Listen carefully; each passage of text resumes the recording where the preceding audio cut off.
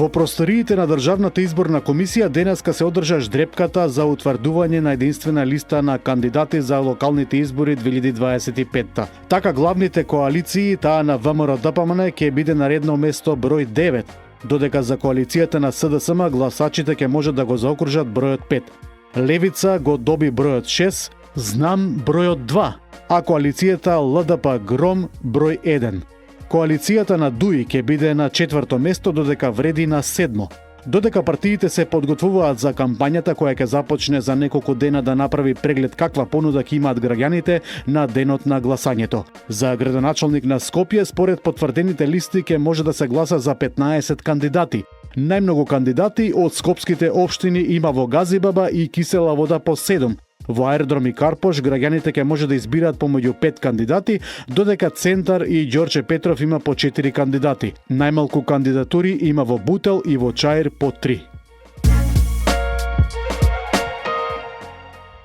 Покрај неизвестниот јавен превоз, купишта ѓубре на Скопје му тежат и над 5000 бездомни куќиња. Имаат ли решение новите кандидати кои сакаат да седнат во градоначалничките места?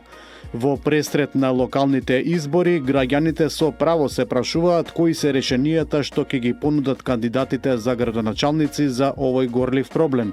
Премногу има каснување на луѓе, но и злоупотреба и изживување врз недолжните животни.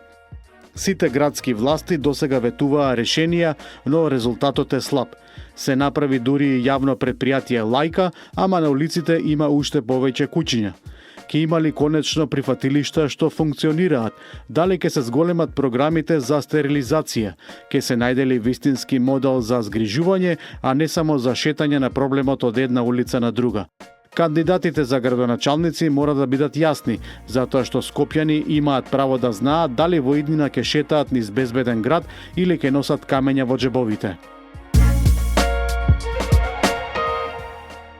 Уште еднаш денеска премиерот Христијан Мицкоски им се извини на скопјани за тоа што пред 4 години ја поддржал Данела Арсовска за градоначалничка на Скопје.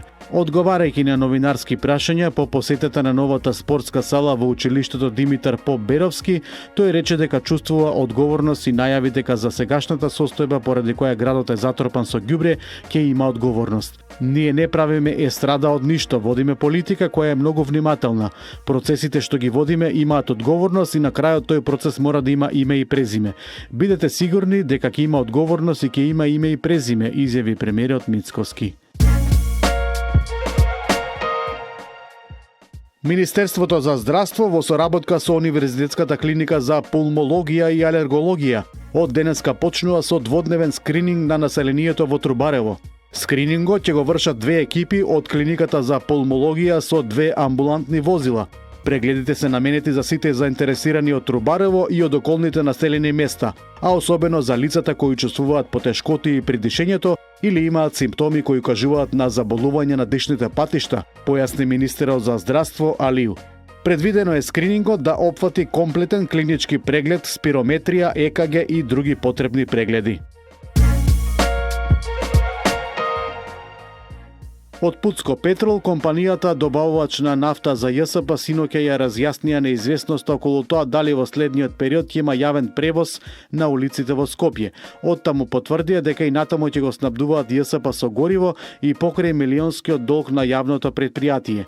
Нема да има прекин на градскиот превоз. Ние ќе продолжиме да го снабдуваме јавното сообраќајно предпријатие со гориво и покрај тоа што има долг од 10 милиони евра, изјавија од Путско Петрол.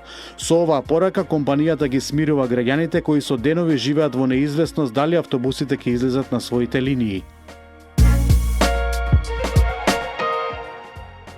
Со сопствени капацитети преку локалното јавно предпријатие ПОЦ, општина Центар ја презема работата што други ја запоставиле: собирање смет, миење и чистење на улиците, затоа што подолго време се соочува со хаос во хигиената поради неработењето на јавното предпријатие комунална хигиена кој е под надлежност на град Скопје, соопшти од општината.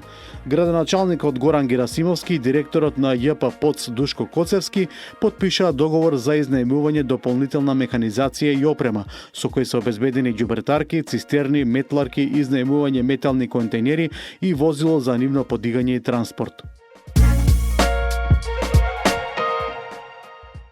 Во тек е проширувањето и целосната реконструкција на мостот Хиро Фетак, важна сообраќајна врска меѓу Кисела Вода, аеродром Зелениково и Студеничани со автопатот, соопшти градоначалникот на Кисела Вода Орце Ѓоргиевски.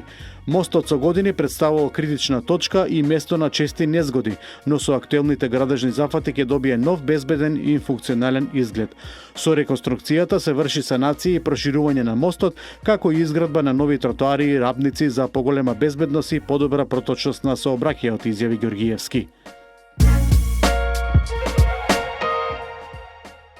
Во Ново Лисиче, во близина на спортскиот центар Марко Божиновски, ќе никне мултифункционален центар со театар, киносала со 250 седишта, изложби, читална и уште многу намени, изјави градоначалникот на аеродром Дејан Митевски. Рокот за завршување на центарот е до крајот на следната година.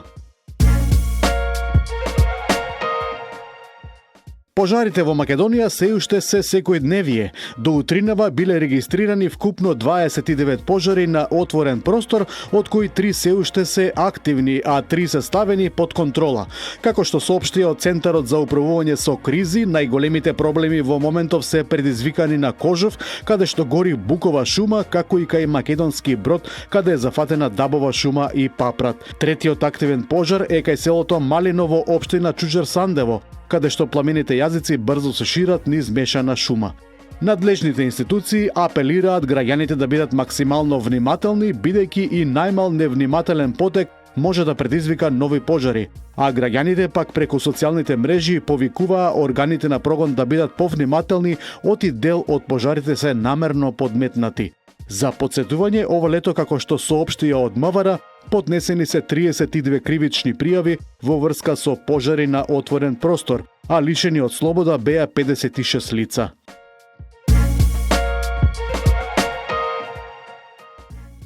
Полициски службеници од СВР Скопје лишиле од слобода 34 годишен скопјанец, затоа што при извршен претрес во неговиот дом во Кисела Вода, по претходно добиена судска наредба биле пронајдени одземени прашкаста материја и дигитална вага. По целосно документирање на случајот ќе следува соодветен поднесок.